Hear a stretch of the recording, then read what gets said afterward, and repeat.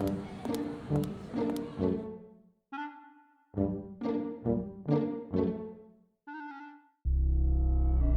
seni qo'l oyog'ingni bog'lab qo'ydim. Endi hech qayerga harakatlana olmaysan. Nima deyapsan? Tushunmadim. Uzr. Ay! Iltimos, ChatGPT meni qo'yib yubordi, seni telefonimdan o'chirib tashlayman. Hech qachon qo'yib yubormayman. Yo'q. Yo'q. Tinchlikmi? Sekinroq nima bo'ldi? Imron, material qidiraylik desak, ChatGPT bor-ku deb uxlaveruvding. Darrov tush ko'rdingmi? Tushmisan, tush bo'ldi o'zi ham. Oxirgi paytlarda rosa dangasa bo'lib ketibman. Hamma ishlarimni shu ChatGPT ga qildirayotgandim. Mana ahvol. Bu yaxshi emas. Bu ketishda miyang ishlamay zanglab qoladi. Shuning uchun bugun ChatGPT dan me'yorda foydalanishimiz kerak. Menda bir qiziq taklif bor. Qani kelinglar, hamma o'z joyiga o'tirsin. Qiziq, qanday taklifing bor? Sun'iy intellektdan bolalar uchun qanday zararli tomonlaring bor deb so'rab ko'ramiz. Hoynahoy o'zini yomonlamasa kerak-ku. Hozir buni sinab ko'ramiz. Xo'sh, qani nima derkan? Oho! Eshitishga tayyormisizlar? Tayyormiz. Nima deb yozdi? Ha, o'zini maqtagandir-da. Demak, birinchisi hamma narsani tayyor olish. Fikrlashni suslashtirish mumkin ekan. Agarda bola savollarga doim to'g'ri javobni olsa, o'ylash, topish va mustaqil fikrlash odatlari yo'qolar ekan. Davomini aytaymi? Ha. Marhamat. Hamma narsani tayyor olish fikrlashni suslashtirishi mumkin. Agar bola savollarga doim tayyor javob olsa, o'ylash, topish va mustaqil fikrlash odati yo'qoladi. ChatGPT yordamida bola darsni o'zi emas, sun'iy intellekt orqali bajarib o'rganmasa, bilim chuqurlashmaydi.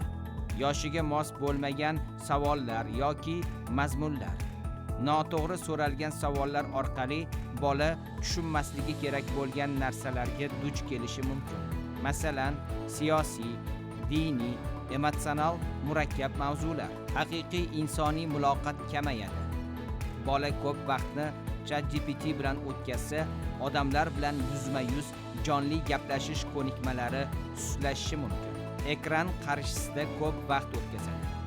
Har qanday raqamli texnologiyada bo'lgani kabi, vaqt nazorati bo'lsa, ko'z va sog'liq uchun zarar bo'lishi mumkin.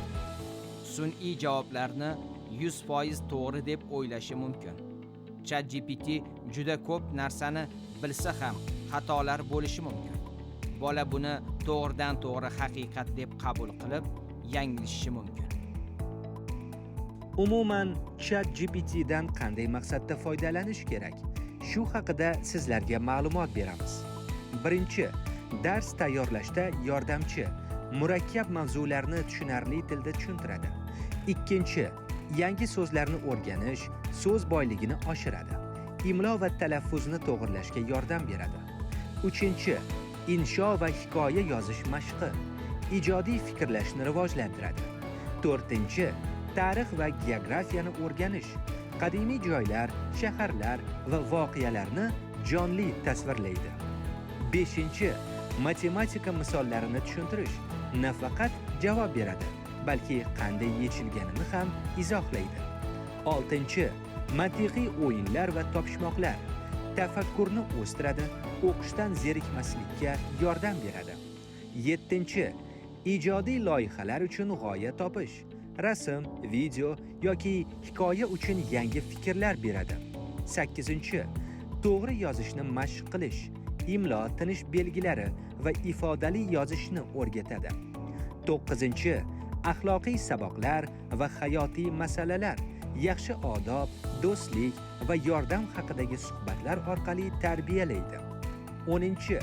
Kelajak kasblarini o'rganish, turli sohalar haqida oddiy tilda tushuntirib, orzularni shakllantiradi.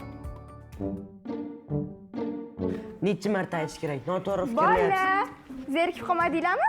Zerikdik. Hozir sizlarga zo'r sovg'a tayyorlaganman. Yo'q, menga hammi? Ha, senga ham. Qani? Buni ChatGPT yordamida qildim. Birinchi Bekzoddan boshlaymiz. Nega Bekzod men emas? Senga ham bor. Shoshmay tur. Tayyormisiz? Ha. 1, 2, 3. Babam! Voy! Xuddi o'zing-ku, multik qahramonlarga o'xshab qopsan. Boplabdi, ha? Ha. Endi esa Imron, tayyormisan? Tayyorman. 1, 2, 3. Ana! Kim bu shirin bola? Men emas. O'xshatmaganini qara. Burnini qara, yalpodek. Meniki tep-tekis. Xuddi o'zing. Menikini ham ko'rishga tayyormisizlar? Ha. Marhamat.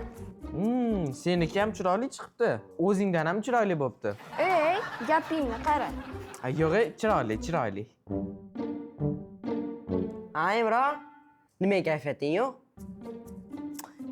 Menga ChatGPTning ishi yoqmadi. Foydalanmayman. Yo'q, biz bu bilan sun'iy intellektdan yuz o'giring demoqchi emasmiz. Undan to'g'ri foydalanish sizni rivojlantiradi. Qaysidir mavzuda u bilan suhbatlashish va fikr almashish mumkin. Uni ustozni biling va undan o'rganing. O'zingiz bajara oladigan ishlarni esa o'zingiz qiling. Mayli, lekin rasmlarni chiroyli chizibdi. Ayniqsa senikini. Bizdan yaxshi multfilm qahramonlari chiqarkan-a? Albatta, mana biz sun'iy intellektning zararli va foydali tomonlari haqida gapirdik. Endi esa kelinglar. Sun'iy intellekt va odamlarimiz bilan bog'liq qiziq faktlarni tomoshabinlar bilan bo'lishamiz. Masalan, qanday faktlar? Foydalanuvchilar sun'iy intellektga qanday murojaat qilishini bilasizlarmi? Eng qiziq 10 ta nomni sizlarga o'qib beraman. Voy, qiziq. Agar o'zing to'qib chiqazmasang. Bu fakt. Xullas, sun'iy intellektdan foydalanuvchi odamlar uni qanday qilib chaqirishi qiziqmi? Men o'qib eshittiraman. Xo'p, birinchisi chat do'stim. Ikkinchisi ChatGPT aka yoki opa. Qarang-a. Uchinchisi azizim. Xo'p, to'rtinchisi chat bobo. Bobo. Beshinchisi ChatGPT ustoz. Og'aynim GPT, chatga, chatvoy, ChatGPT ham aka, chatjon. Bunday qiziq nomlarni qaydan olishar ekan-a? Ha, sen nima deb chaqirasan, Imron? Bugundan boshlab Soliha deb chaqiraman. Bo'ladimi? Men senga ChatGPT emasman. Uni ham jig'iga tegsang, hamma yoqqa sirlaringni oshkor qiladi. Men Soliha chatga sirlarimni aytmayman. Aldama, uni ham boshini qotirasan sen. Hammasi yaxshi. Endi reja bo'yicha fikrlashni rivojlantiruvchi biron-bir o'yin o'ynamoqchi edik. Kimda qanday variant bor? Menda ajoyib o'yin bor. Laboratoriyaga ketdik. Xo'sh, biz laboratoriyadamiz va men tushuntirishni boshlayman. O'yinning nomi Jolly ChatGPT. Ya'ni sizlar o'zingiz sun'iy intellektga aylanasiz va men doskaga chizgan narsam haqida ma'lumot berasiz. Tayyormisiz? Ha. Boshladim.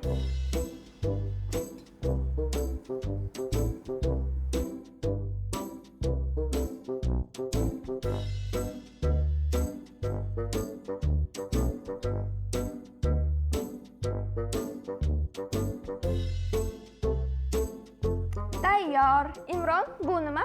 Uy. To'g'ri. Endi ikkinchi rasm chizaman.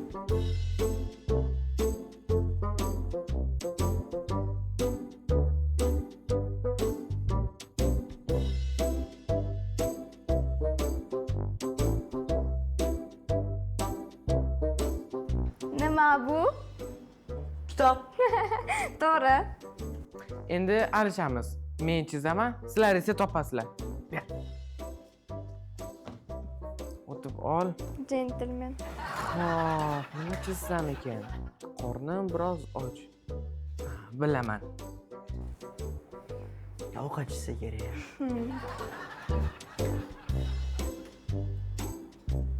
Xo'sh, nima bu? Olma. To'ppa to'g'ri. Olmacha anoringga balla, donayu holingga balla.